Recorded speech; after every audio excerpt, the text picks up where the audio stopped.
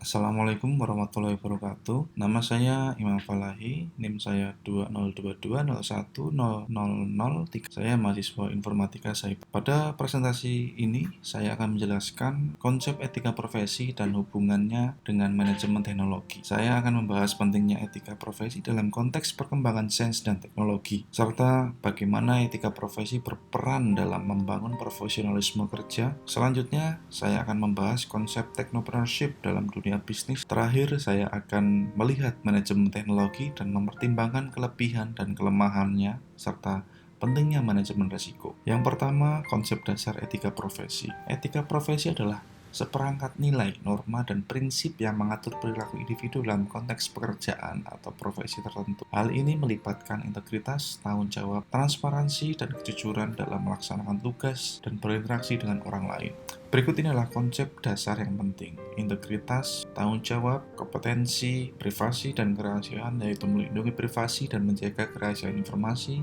Yang kelima, objektivitas, bertindak secara adil dan tanpa memihak. Yang keenam adalah keadilan, memperlakukan semua orang dengan setara. Mengikuti konsep ini membantu menjaga integritas, meningkatkan reputasi, dan memberikan pelayanan yang berkualitas tinggi kepada masyarakat. Etika dan manajemen teknologi. Etika dan manajemen teknologi saling terkait karena penggunaan teknologi dapat membawa dampak besar pada masyarakat dan lingkungan. Etika memainkan peran penting dalam pengambilan keputusan teknologi yang bertanggung jawab, termasuk aspek privasi, keamanan data, dan dampak sosial. Definisi etika dibagi menjadi 4 bagi, yaitu studi tentang nilai prinsip-prinsip moral yang mengatur perilaku manusia. Etika mempertimbangkan tindakan yang baik dan buruk, serta bagaimana manusia bertindak seharusnya. Etika berbudaya yang mengacu pada penilaian dan penghargaan terhadap keindahan dan seni yang terkait dengan budaya dan konteks sosial tertentu. Hal ini melibatkan apresiasi terhadap karya seni, musik, arsitektur, dan ekspresi kreatif lainnya yang mencerminkan keunikan berbudaya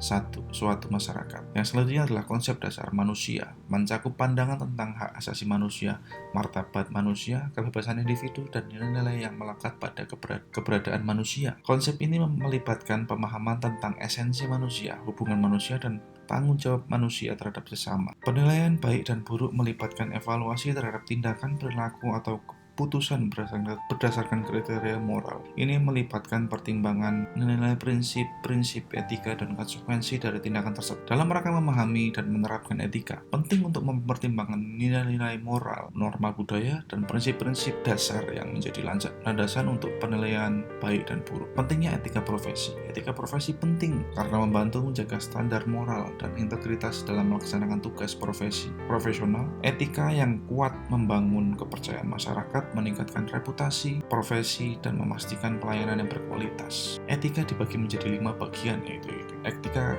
kemanfaatan umum, berfokus pada maksimalisasi kebahagiaan dan kemanfaatan bagi sebanyak mungkin orang. Pendekatan ini menilai tindakan berdasarkan akibat yang dihasilkan dan mempertimbangkan konsekuensi positif dan negatif dari suatu tindakan terhadap individu dan masyarakat secara keseluruhan. Etika kewajiban. Etika kewajiban menekankan pentingnya melakukan tindakan berdasarkan kewajiban moral yang objektif. Pendekatan ini mempertimbangkan prinsip-prinsip universal dan nilai-nilai moral yang harus diikuti oleh individu, terlepas dari hasil atau akibat yang mungkin terjadi. Berikutnya adalah etika kebenaran. Etika kebenaran memfokuskan perhatian pada tindakan yang benar secara moral berdasarkan prinsip-prinsip moral yang objektif. Pendekatan ini menekankan pentingnya mematuhi prinsip-prinsip moral yang benar, terlepas dari akibat yang mungkin terjadi. Yang selanjutnya adalah etika keunggulan atau kebaikan, menitik beratkan pada pengembangan karakter dan sifat moral yang baik. Pendekatan ini menekankan pentingnya mengasah kewajiban dan moralitas individu sehingga tindakan yang diambil berdasarkan karakter yang baik dan nilai-nilai moral yang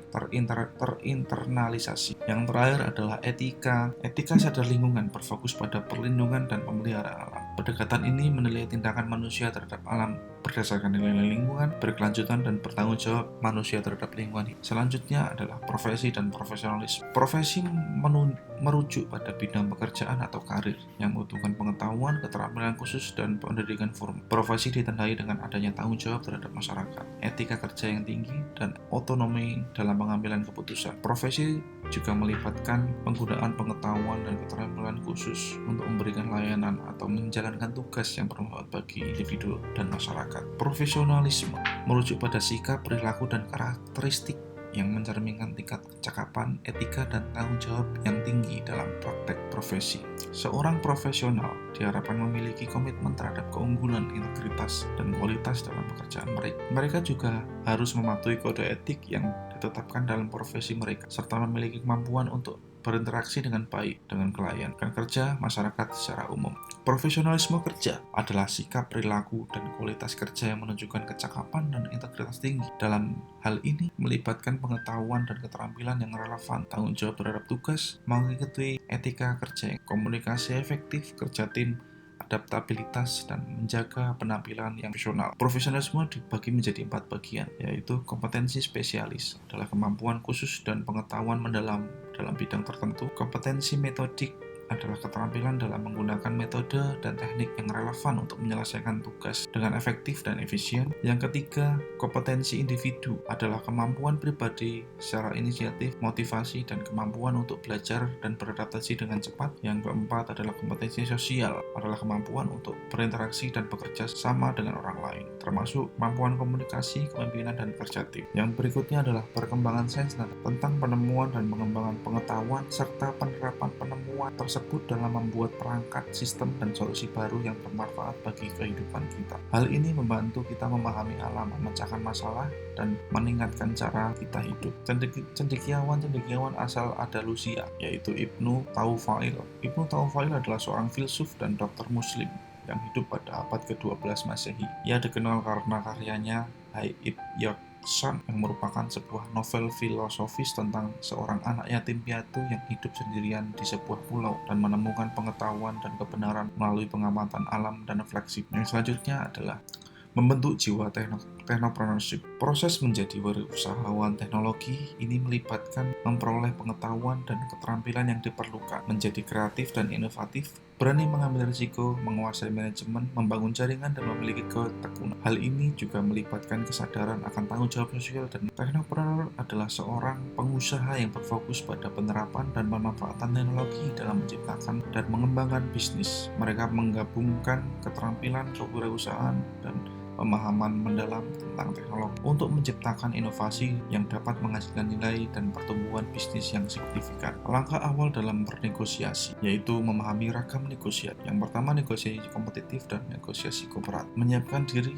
bicarakan dan eksplorasi berbagai opsi yang ada, menyampaikan usulan, melakukan tawar-menawar, berkomunikasi secara jelas dan terbuka, menjadi pendengar yang baik, mintalah istirahat apabila diperlukan, dan yang terakhir adalah mencapai kata sepakat. Manajemen teknologi adalah proses merancang dan mengorganisasi, mengarahkan, dan mengendalikan penggunaan teknologi dalam suatu organisasi dengan tujuan mencapai keunggulan kompetitif dan pertumbuhan bisnis. Manajemen teknologi melibatkan pengolahan semua aspek teknologi, termasuk pengembangan, implementasi, pemeliharaan, dan penggunaan secara efektif. Manajemen risiko adalah proses mengidentifikasi, mengevaluasi, dan menangani risiko yang mungkin mempengaruhi organisasi. Langkah-langkahnya meliputi 1. Identifikasi risiko, 2. Evaluasi risiko, yang ketiga analisis risiko, yang keempat penanganan risiko, yang kelima pelaksanaan tindakan, yang keenam pemantauan dan evaluasi, yang terakhir adalah komunikasi dan pelaporan. Sampaikan informasi tentang risiko kepada pemangku kepentingan dan buat laporan berkala tentang penanganan risiko.